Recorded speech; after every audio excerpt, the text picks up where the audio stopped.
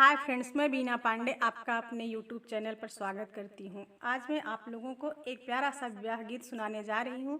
अच्छा लगेगा तो लाइक कर दीजिएगा और चैनल पर नए हैं तो सब्सक्राइब कर दीजिएगा ताकि हमारी आने वाली हर वीडियो आप तक सबसे पहले पहुँचे। संझवही उगेला तरैया हे बाबा, सुकवा उगई भीनु सार। संझवही उगेला तरैया हे बाबा, सुकवा उगई भीनु सार। दुल्हीन दूल्हा चौक चढ़ी बैठे, पूछई दुल्हीन देई बात। तोहरे बबैया जी के सोने के कटोरवा, उहई दहेज हम लेब। तोहरे बबैया जी के सोने के कटोरवा, उहई दहेज हम लेब। एतनी बचन सुनी बेटी हो कवनी देई, मनवा दुखित होई जाए। एतनी बचन सुनी बेटी हो कवन देई, मनवा दुखित होई जाए।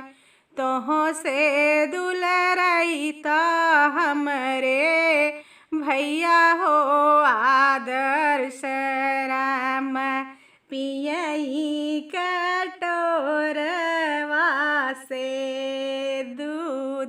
तोह से दुलरैता हमरे भैया हो आदर्श राम, पियई कटोरवा से दूध।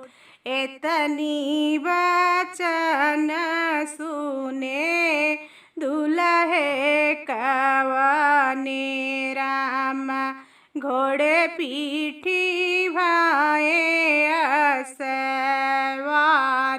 एतनी बचन सुने दुल्हे कवने राम, घोड़े पीठी भाए असवार। बियहल रनिया चौक पर छोड़बै, चला जाबै बजना बजाय।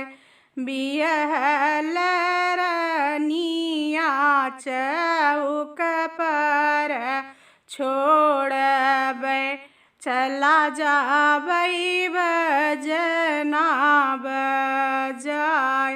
भीतरा से निकले हैं सरवा कवने राम, धैली है घोड़े के लगाम।